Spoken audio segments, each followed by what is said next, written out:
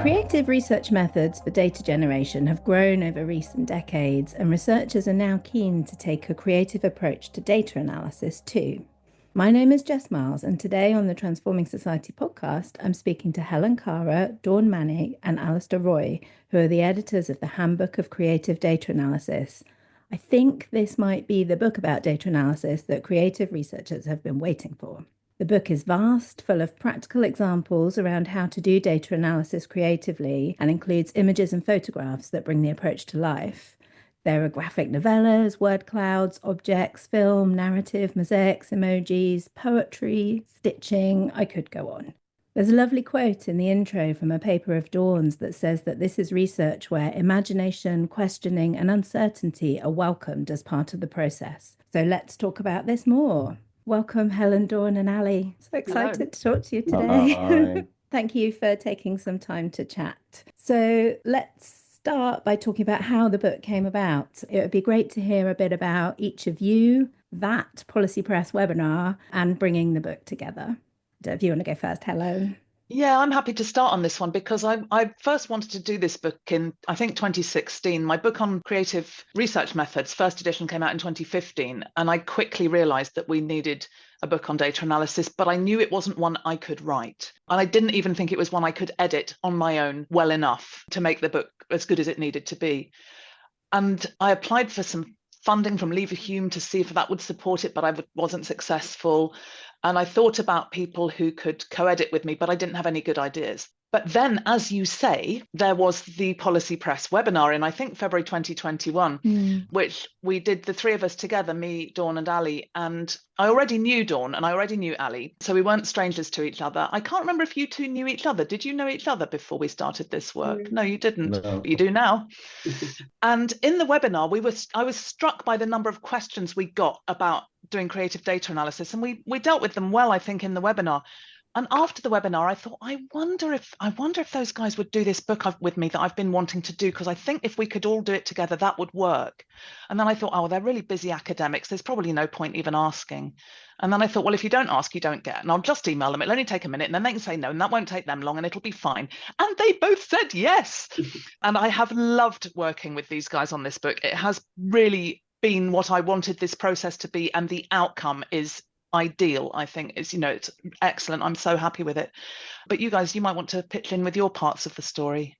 I'd just say that the webinar was really interesting because of the questions that we were asked. So I think in a way we were prepared to talk about our creative methods. And I think, Dawn has this really nice idea that she communicates in the book about analysis being in some ways the most invisible stage of research and the bit that receives the least, attention. And I think it was the questions, about this phase of research in the webinar that, to me, brought to light that I knew this was an important stage of research, and yet I felt that I needed to give it more exploration, in my own practice. And, in a way, the book was an opportunity for us to do that, through a whole load of, different brilliant examples. Yeah, I think at the webinar, you sort of got this sense that people are just overwhelmed when they get to analysis. It's sort of fine, you're going to go out and produce data and that's all great and you're out. And then you come back with this sort of massive stuff. And then how do you do it? And if you think about journal articles and the method section, there might be like 2 sentences on analysis. So it's so invisible for people. So you could sort of it anyway, because this happens with PhD students and other researchers. Analysis is always this sort of hump in the journey. And you could sort of feel that people were struggling with it. And I think I felt a bit guilty because, as Ali said, we were all happy to talk about, we go out in the field and we use all these exciting methods. But that's not what people wanted to know about, because I think there's a lot of books that do that really clearly and people feel more supported. So it was great then when Helen said about doing this book together. So I felt like, everyone had come to that webinar and we listened to what they said and what they wanted. So it was great to have this book. And then what was also good was we originally envisaged a normal sized edited collection with maybe a dozen chapters, but then we got around 60 proposals, most of which were excellent. And we thought we can't just pick a dozen out of these. They're too good. And we asked Policy Press, please, could we do a handbook? Because we've got such, the creative methods community responded to our call so positively and so helpfully. And we ended up choosing 29, so about half of the proposals. It was difficult to make those choices. I mean, there was a very small number that we all said, no, that doesn't fit. But we probably could have picked most of them, really. But then what we did was, if we had 3 on poetic analysis, we kind of picked the best one out of the 3, or the one that we thought would be most appropriate for the book. And we found other homes for some of the contributions that came to us. So I do feel that what we've got is really high quality, and we have to acknowledge and honour our contributors for that, because without their amazing contributions, we wouldn't have such a brilliant book. They really are amazing contributions, and I'm really glad that you pushed for it to be a handbook, because I feel like to see all those different approaches in one book really makes you realize like the options that are available and the ways of thinking that are possible. And I think to have had like maybe 10 contributions, you wouldn't quite got that sense of excitement with it. So, as I said in the intro, I think interest in creative research methods has been growing, like you've said as well. And bringing creativity to data analysis is the logical next step and what people were calling for, really. So, why do you think creativity matters in research and then in data analysis in particular? Dawn, I don't know if you want to speak to this first. Yeah, I think sort of creativity in general has always been important in my research, because I think as a researcher, you might do a literature review, or you might know that area or know the people that you're working with. And then you go in with a lot of assumptions about which questions to ask, what's important. And I think when you've got space for creativity, that takes the research in different directions. So if you ask participants to produce things and generate data in different ways, it takes you to lots of questions you wouldn't have even thought of asking. So that's what really attracted me first to working with creative methods. And then I use a lot of creative methods to produce data. I used photographs and drawings and sandboxing and collage. And then later, I started using creative methods to get the messages out from research, because I started to think that, when you do a literature review and the problems that you're finding in your research were there 20 years ago and 30 years ago and nothing's changing, it's because people in practice and policy and lots of different roles like teachers or social workers are just not getting access to those findings, because they're in some, hard to read, inaccessible language journal article that you may have to pay to download, or a long report. So I started then doing sort of short films and music videos and artworks and posters, and thought about how the creativity really works at that stage. But I wouldn't have seen myself as a creative analysis person. But I've learned a lot from editing the book about how to be more creative in that stage. So I think we all learned a lot about analysing data more creatively. So that's sort of slotting now into my practice. That's great that you've learned from it as well. Yeah. Sorry, Ali. Yeah, no, sorry. I mean, I just want to kind of reinforce that point that, I think as editors, we've probably learned, so much from this. It's a real, it's a real pleasure and a real privilege, to learn. And in a way, that's what we hope the book will do for other people, is to give the opportunity to learn from other people's examples. I mean, in terms of, why is creativity important in analysis? I mean, I think Dawn's, told the important bits of the story. I mean, I always like Derrida's idea that something important is lost by the sorts of methodological rigor that masters every surprise in advance. Or actually, I prefer Abraham Maslow, who said that to the man with a hammer, everything looks like a nail. And, I think this is the kind of issue that, creativity gets to the heart of in analysis, is that we can all have prescribed ways of doing things that we've learned by, working in a particular field or, working in a particular discipline. But much as they have, defined benefits, they also have limitations. And so, introducing different ways of approaching even the same data set, generates different ideas, and sometimes analysis appears as this sort of technical, rational bit of the process in which we kind of process things. But actually, it's a process of thinking with and through our data, and introducing different ways of approaching and reapproaching, our data generates different questions and different ideas and, different solutions. And I think it's really easy to see this in some of the kind of brilliant examples in the book. It's easy, like even if you're doing like qualitative research, you like to do like thematic analysis on text from interviews, you just assume that that's what you're going to do to some extent, doesn't it? Like as in like someone doing research like very early on, it's like you just take for granted, you'll put it into in vivo and you'll analyze it in that way, and you don't have to. And maybe more interesting things would emerge if you didn't, or if you did both. Did you have anything to add to that, Helen? Yeah, I think in a way, creative methods are the bacon sandwich of the positivist hangover. And we're getting to the point where we're actually looping back to, I think, probably where people used to be with this sort of a process before positivism arrived and instituted lots of rules. And the creative approaches to research can still be very, I mean, one of the questions we asked all our contributors was, how do you work systematically with your creative methods? Because working systematically is important because it helps us to mitigate our biases. But how you work systematically can vary, and you can be creative with that. And I think research is inherently a creative process, and we kind of lost that for a while. It became very prescribed and rule bound, and there was the whole hierarchy of methods thing, which I have no time for, because I think the methods we choose need to be the ones that are most likely in the specific situation and context we're in to help us answer our research questions. And sometimes that will be a randomized controlled trial. It's an excellent method in some contexts, but it's not very useful for real world research. And that's where creative methods really come in. And also because creativity and ethics rather go hand in hand.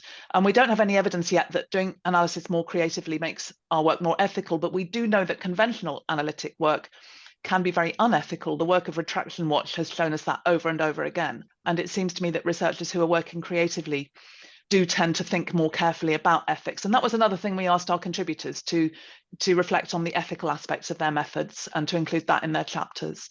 So there are some nice consistencies through the book, as well as the lovely differences of all the different approaches.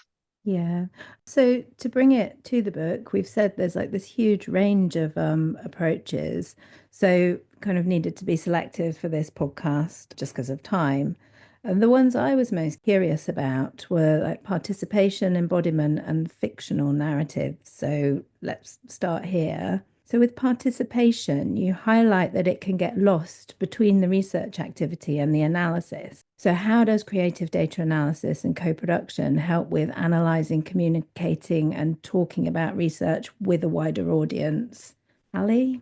Yeah, so to kind of talk about how participation gets lost in data analysis. I mean, I think I kind of tap back into Dawn's story about how she started working creatively in the first place. And I think it's part of an unfolding picture, isn't it? The use of creativity in different bits of the research process. And I think in some ways it mirrors what's happened in participatory research, where a lot of participation in research began in the middle with researchers defining a research problem, recruiting people, training in them in research, getting them to do some research, and then doing the analysis themselves and writing up the findings. And in a way, it seems to me that with creativity, it's, for whatever reason, it's been inserted first in the middle, as different ways of generating. I'm going to call them materials, and I'm going to use that word because it taps into language that Sarah Watmore uses in one of my favorite research chapters of all time, that's called Generating Materials. And she says, quite often the sort of approach to research that appears in introductory textbooks seems to mirror this idea of squirrels scurrying around, collecting, bits of evidence, or acorns to bring them back and then, feast on later on, and then the job of analysis becomes sort of ordering the acorns. Whereas actually, what we see in the examples in this book, is that there are thousands of different ways of moving from generating your materials to making sense of them, and also ways of sustaining the involvement of other people in those different bits of the process. So, for me, that's why it's tended to get lost in the past, is because that's kind of how practice has developed. But I think one of the really exciting things in this book is we see all sorts of ways in which that involvement of people can start at the beginning and end with the dissemination of materials. And that can lead to better forms of understanding, but also more satisfying forms of involvement for people in research. The section on embodiment in the book is interesting, and a bit like what we've just said about participation is that the body often gets removed in the process of data analysis. Possibly a bit of a niche point, but I think it's helpful to think about. So, how does creative data analysis bring the body into play? What's the significance of this? And can you give us some examples? Well, let me start on this one because I can say a bit generally. I think that embodied data analysis is not something that's new with this handbook. It's been written about, for example, by Torkild Thanem and David Knights in their book Embodied Research Methods. And they really talk about manual data analysis rather than digital data analysis. So they talk about spreading your data out on the floor and crawling around in it and making connections and piles and taking photos as you go. So it's a very, very, very literally embodied process. But I mean, their book is great and I learned a lot from it, and it actually made me laugh, which not many research methods books do, even though I do enjoy reading them. But I think they make some slightly dodgy assumptions. For example, that everyone has enough space to spread out their data on a big floor area or a big table, and that it won't be disturbed by pets or small children or whatever. And second, that everyone is physically able to crawl around on the floor, which of course not everybody is. And a different view is taken by Laura Ellingson, not surprisingly because she's an amputee. One of her legs had to be amputated for medical reasons. And her view is that digital analysis is every bit as embodied because you can't do it without your body. This is the standard argument of all embodiment researchers, which makes sense. You cannot do research without your body. But then the question is, how much attention do you want to pay to those physical sensations and emotional feelings? But I think Laura Ellingson's quite right. If you're going to do digital analysis, you need your hand to hold the mouse, your eyes to look at the screen, your fingers on the keyboard, etc., your body sitting in the chair at the desk, and all of that. And they're both potentially embodied practices. Another thing the embodiment researchers say is that all research practices are embodied, which again is kind of unarguable. But again, the point is, how much attention do you pay? And we do have some lovely examples in the book, and I know Dawn particularly wants to highlight one of them for us now. Yeah, so there's a lovely chapter from Naomi Clark about stitching. So it explains how she's both a researcher and a crafter, and how she embeds stitching through every stage of her research. So in her doctoral work, there's this lovely bit in the chapter about how she sort of stitches a square for every participant. And in that space, then reflects on those accounts and has sort of moments of realization about those accounts through the stitching, through this sort of stitched representation. So I think that chapter really speaks about the connection between hand and mind. So there's always been this sort of the work of the mind and the work of the hand, this sort of academic work, manual work. So there's always been this sort of cut off between the two, but it shows the hand and the mind active together in that process. And there's another chapter by Karen Hammond and Nick Fuller. And this is, you can sort of clearly see the whole body involved in this. So they use shamanic practice in their research. So going into this sort of light trance state. So someone's drumming a rhythm, and Karen talks about sort of laying on the floor in a blanket, and they burn oil. So you've got the senses all working together, and how going into that state with an intention. So you sort of go into the state with an intention, led to these sort of aha moments about data analysis, and this sort of being able then to reframe things and think about the value of preserving complexity and ambiguity rather than coming up with a definite outcome in that stage of data analysis. So I think those chapters and other chapters in the book sort of counter that argument, that research is embodied in different ways, whether it's hand and mind or whether it's whole body. Your senses are always involved on your body in research as a whole, not just in analysis. So it's kind of acknowledging that and embracing that, I suppose. And how does that link to creativity? Presumably by stepping out of your mind a bit and trying to see things in different ways, that's a creative process, isn't it? That might allow for different things to emerge. Yeah, and I suppose it's creativity and reflexivity. So it's the ways in which being creative help us be more reflexive. I Yes. think Yeah. you can do that with analysis, and you see it in all sort of stages of research. So if you're doing it as a means of data generation, or if you're doing it yourself to design a study or to reflect on research, it gives you the space that you don't have. And that's one of the most valuable things, I think, about creativity is that it slows you down. You can Mm. think in different ways because it's Yeah. easy. We can talk really, really quickly and we can write and type, but doing something creative slows you down in a different way and makes you see the world and different aspects of research through a different lens, I think. And I think I'm right that like researchers generally are being called to be more reflective, aren't they? And acknowledge their role in the process more. So this this kind of practice actually just offers really direct ways of being able to do that. So it's useful, really useful for everyone. So I'm also interested in how fiction, drama, and creative writing can contribute to research and data analysis. And I thought this was interesting because it almost seems counterintuitive to introduce imagined elements, but also very fun and kind of giving more ways of engaging with the data. So I wondered if you could speak about that. Well, I think the role of imagination in research is absolutely key. In fact, no research project happens without a level of imagination. You have to imagine the possibility of a project before you can even apply for funding or get it off the ground. And yet, imagination is often not really discussed as important. Alison James, back in 2012, Alison James put forward the idea that imagination might be particularly useful for secondary data, qualitative secondary data, because you don't have the context. You need to use your imagination more because if you've collected your own primary data, you know how that person's voice sounded and what the room was like that you talked to them in, or the online environment and whatever, and what they were wearing and all sorts of stuff that informs your views. And if you're working with secondary data, you don't have any of that. You only have a relationship with words on a page or images or whatever it might be. That's not better or worse.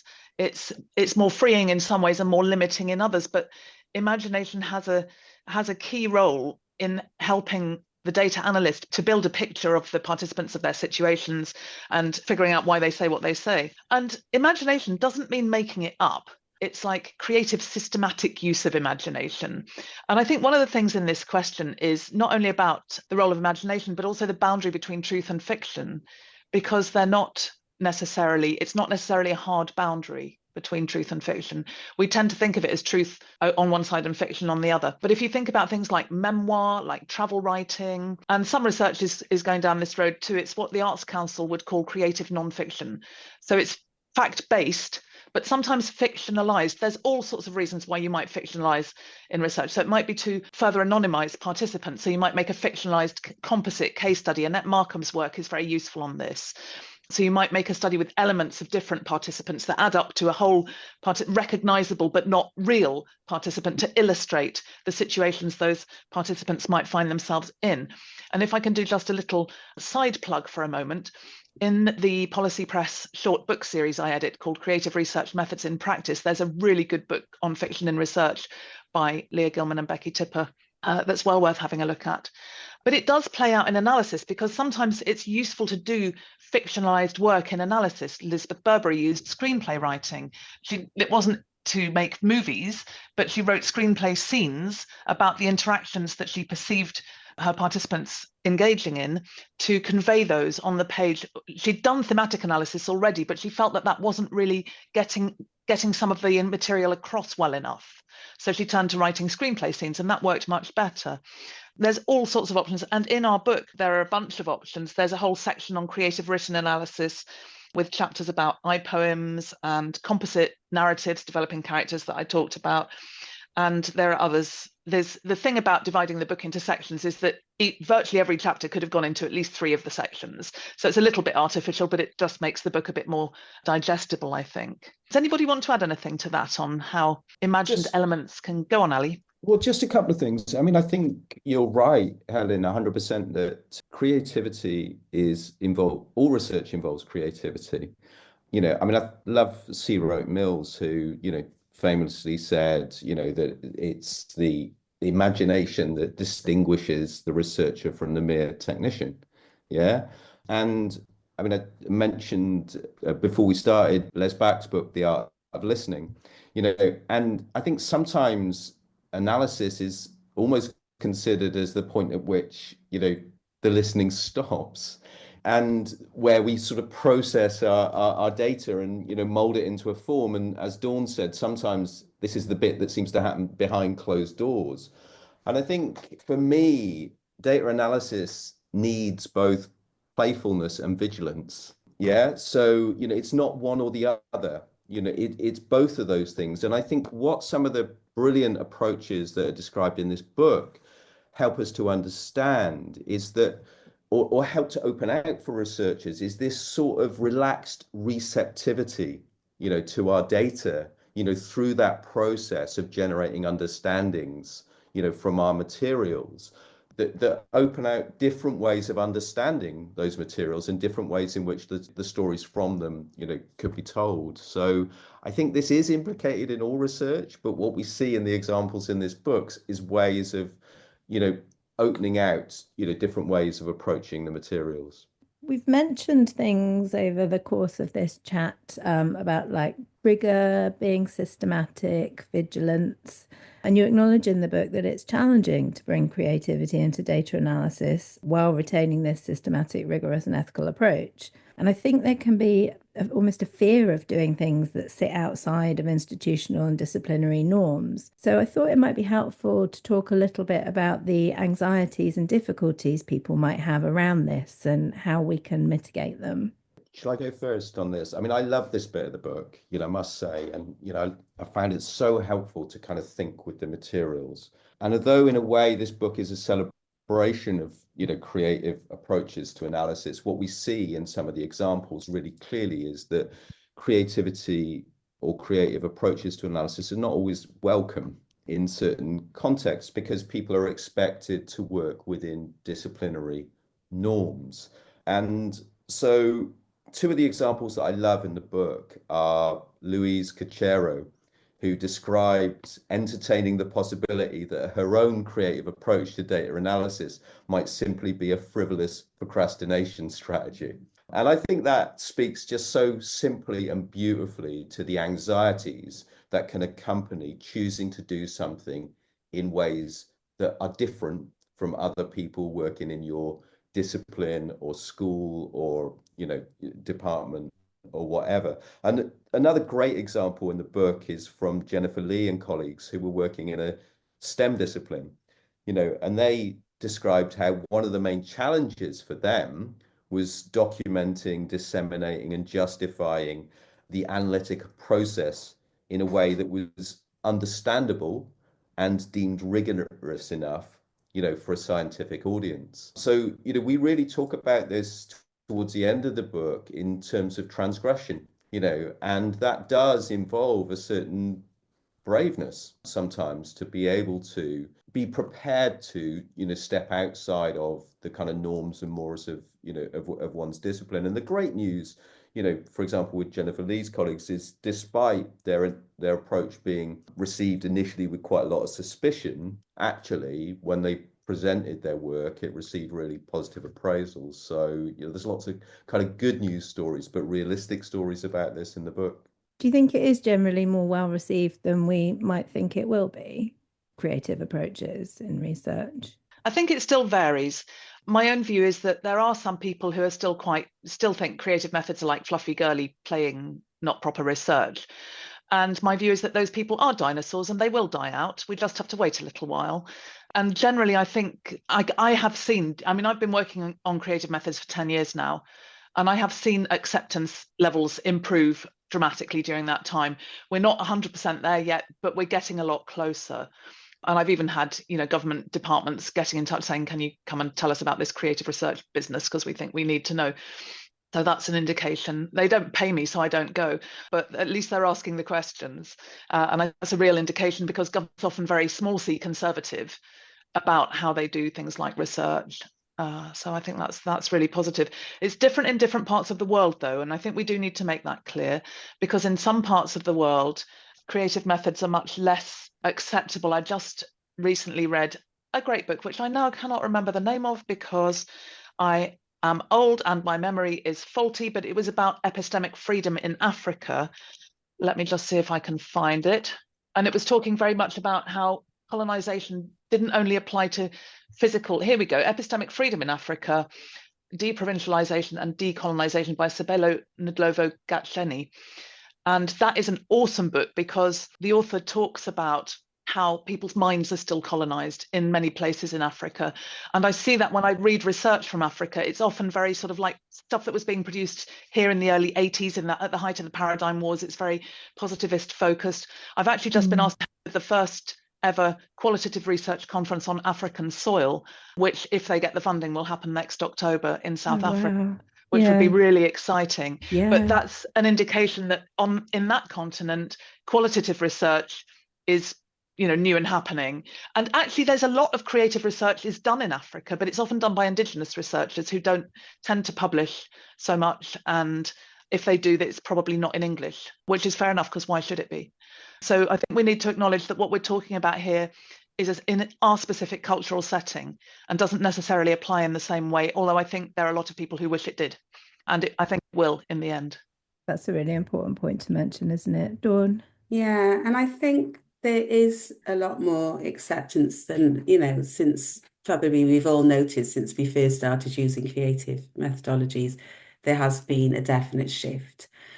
And people have been able to achieve great things with embedding creativity throughout their research. So earlier, Ali was talking about sort of participatory methods, and Jess Miles' chapter, so she works with the relationships and sexuality research team as co-researchers, and they're involved in the design, data generation, a very long process of analysis and then dissemination. But I think the real danger with this is even when you have acceptance, you still need time. So there's pressure on researchers to meet deadlines. So there's ways that we'd like to work in and we think are more creative or more ethical, but we can't always do it. So I think I also don't want readers to read the book and feel guilty and think, oh, I'm not doing it properly. I could have done it longer. I could have involved participants. I could have been more creative. Because even when you have acceptance from institutions or funding organisations, people also want findings in deadlines, which mean that you can't work in the creative way that you would like to. So I think it's not just about the acceptance that creative methods can be a good thing, and involving participants at all stages of the research can also be a good thing, but it's institutions and funding bodies funding adequately to enable time, because if you haven't got time, your creativity is always limited. Yeah, it's really true. I was also just thinking as you were speaking, and I think you say it in the book as well, just for those who do want to use more creative methods, just the very fact of having this handbook to cite and reference kind of gives a bit of permission to do it. You do say that in the book, and gives confidence as well. Yeah, and I say that to students a lot, or people contact me. I've been meeting people like every week this month, I think, who've just sort of emailed and said, "Oh, hello, can you have a chat about creative methods?" And particularly when it's in a discipline or a field where it's not usually used. And I'm sort of saying, okay, you can say that it's been used successfully here. It was used in this study, and this study had an influence, or there was an impact case study from this work. So you can make a evidence-based argument in a field where evidence-based arguments are needed to justify your methods. So I think that's really good. And yeah, this book will help with this as well, I think. I think it will. And in that context, I was particularly pleased that the first section of the book is headed The Creative Analysis of Quantitative Data, because I think it's really important for people. This is across all disciplines. I teach creative research methods generally to doctoral students in universities around the place. And I get people from all disciplines. I've had people from, computer science and dance and law and sociology and art and physics and, the lot. And it's fascinating stuff, I think, because it's just expanding so much. Yeah. And that it's just different ways of seeing and different lenses is really so important, isn't it? In all areas. So I have one more question for all of you. And it kind of, I think we've spoken a bit about it already, but it's really just what do you want people to take away from the book? And what would you say to people who are considering using creative methods, maybe for the first time? Do you want to go first, Ali? So for me, one thing I really like about the book is that we asked all of the authors to explain their approach in sufficient detail that someone else could run with it. And I think that everybody's done that. And that makes it, for me, a really usable book. And I'm really, really proud of that. And I really thank, all of the authors for running with that, because I think that means that people can dip into different chapters and think with other people's ideas, because quite often in research, we're not just borrowing somebody's approach as a whole, we're thinking how we can, take elements or bits, but, yeah, I think it's usability that I really like. I think there's a few things there. I mean, it's sort of double question. People who are considering using creative methods for the first time, I'd say give it a go. What have you got to lose? If it doesn't work out, you'll have learned something. If it does work out, you'll have learned something. So, and I agree with Ali that the book gives us the how that we didn't have. It was the gap when we were doing that webinar in 2021. We had some answers for people, but I kind of felt, and I think you two both also felt, that our answers weren't really enough, that, that clearly more was needed. And now we've got what is very much needed. And something I think that's interesting is there's a few sort of overall learning points. There are 5 of them. We've already touched on a couple. Jess, you already said that analysis, it's not a discrete phase of research, which falls between getting your data and then, writing up your results. And the book really demonstrates that analytic work begins when you're designing your research, and it continues all the way through dissemination and beyond, because we're analytic pattern recognizing beings, and we're doing that processing all the way through. And another thing is that any data can be creatively analysed, whether it's quantitative or qualitative or both, whether it's been collected in conventional or creative ways, doesn't matter. Any data, whether it's primary or secondary, you analyse it creatively if you want to. Then it's really clear to me from the chapters that doing analysis differently helps us to find new insights, new learning, new understandings. And I know that when we were reading the draft chapters, and I felt so privileged to get to read these chapters before anybody else apart from you two, and we'd be in meetings being like, I want to try that method. I want to try this one. Oh, I want to try that one out. And there's some really, and it's not just about being seduced by a sexy method, because clearly that's not great practice. But these methods are just so interesting in what they can afford to us as researchers for our practice in terms of new insights, new learnings, and new understandings. It's also really clear from the book that analysing data often requires creativity, whether or not that is explicit. That applies to conventional research as well as creative research. It's interpretative analytic work is to an extent a creative process. Perhaps not so much if you're doing pure quant work where you've got clearly statistical calculations you can use to, find your results. But what fascinated me, and I've known for a while that researchers use tacit creative practices to support their analytic work as well as acknowledged creative practices. But several of our contributors highlighted these. I mean, I myself use poems, very bad poems, but they help me, and diagrams when I get stuck in the analytic fog. And I think, every single research project this happens, I get to a point where I think none of this is ever going to make sense. The fraud police are definitely going to be knocking on my door this time. I can't do this. I don't know why I ever thought I could for the last 25 years. And I've never really before this talked much about how I use poetry and diagrams. I was really interested to discover other tacit creative practices people use. People use visual arts practices like doodling, drawing, collage, just in their own time, in their own analytic process.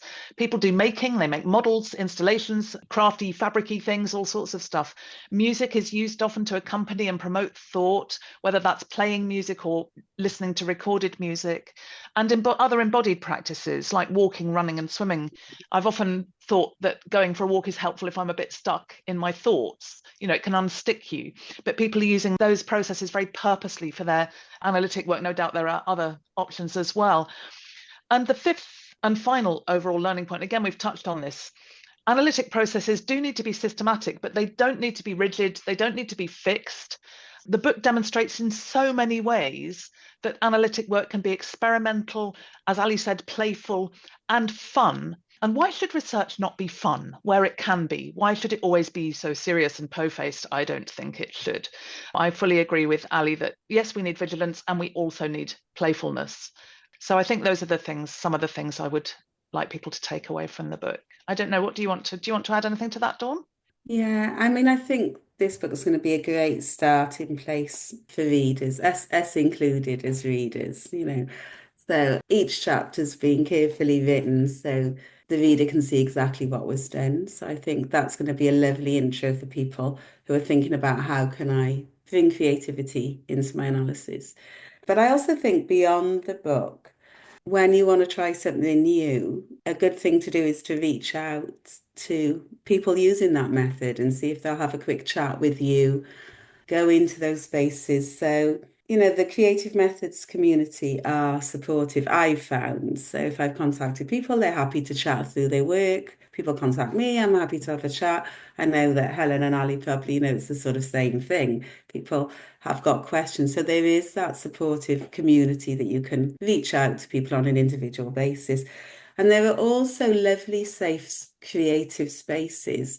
So there's a new conference, the International Creative Research Methods Conference, which is held in Manchester in September. And it's so absolutely lovely. Honestly, I can't think of a sensible way to talk about it. It's like a really safe space. So when you go there, there's lots of different people from different disciplines talking about different aspects of creativity. It's very warm and friendly. You don't get any sort of showing off or everyone's sort of part of the same community. And a lot of people, as we were talking earlier, who feel isolated in their own institution or organisation, like they're doing something strange that shouldn't be dabbled in, feel like they've found a home. So I think talking to individuals, talking to colleagues, talking to friends, and finding those safe spaces is really inspiring and helps you work in a creative way. And I think as well, the conference has a hybrid element. So people who cannot get to Manchester, cannot get to the UK, are able to be part of this community. Although we are all in the UK, and as I said before, this is to some extent culturally situated. The Creative Methods community is worldwide. And certainly we also have a creative research methods journal. The first issue will be launched next year. So there's increasing numbers of resources for the creative methods community and increasing activity within that community and increasing understanding of people doing creative research, that they belong to that community and they're part of this ever shifting, growing, changing community, which is lovely. And that's been building pretty much over the last 10 years, I think. We had the first Creative Research Methods conference in May 2016, I think it was, in at the British Library. So that's actually only about 8.5 years. But that was the first time I know that something like that community came together. Ali, I think you were at that one, weren't you? Yeah. So yeah, it's really exciting to be part of this and to see the community spreading its wings and learning to fly. It's so exciting. It feels like such a moment. Thank you all so much for talking to us today. The Handbook of Creative Data Analysis is edited by Helen Kara, Dawn Mannay and Alastair Roy, is published by Policy Press and available on our website, which is policy.bristoluniversitypress.co.uk. Don't forget you can get 25% off all our books by signing up to our mailing list. And thank you for listening. If you've enjoyed this episode, please follow us wherever you get your podcasts. And most importantly, thank you, Helen, Ali, and Dawn, for creating this amazing book that I really think will make a difference to people doing research and data analysis. Thank you, Jess. And thanks to all our contributors too. Oh, yes. Yeah. All of our lovely contributors. We could not have done this without them. And they were all so lovely to work with. Every single last one. Thank you.